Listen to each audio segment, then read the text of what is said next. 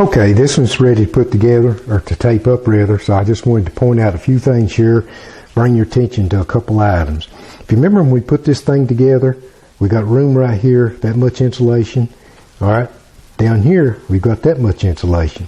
So you can see here, we've got 2 inches of insulation. So it'd be basically impossible for it to go to ground without anything in the middle of it. Turn it over here to the same one, see we got insulation out here, insulation out there. So all the inner insulation, by leaving this on it, overlaps. So you don't need a lot in here. If you see right here, I just put a few circles around it. Then you can see where I cut these end pieces right here and laid over it.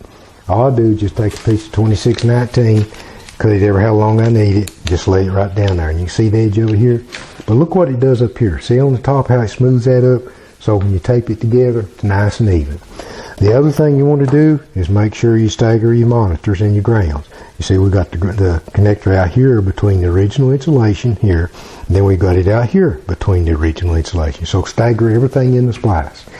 Remember, the first thing you want to do before we start working on it is take your cable prep, clean it up good, sand it, then come back with your rasp. This is the last thing you want to do when you get ready to put that together. All the way through it, then you take your 2619 and go from one end to the other.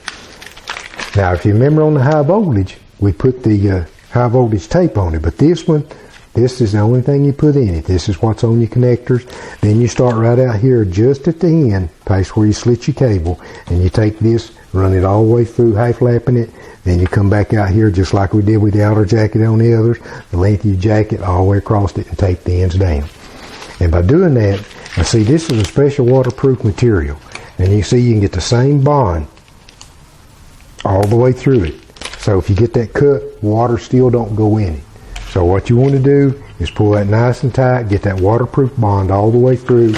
The other thing it does, it keeps it from moving around.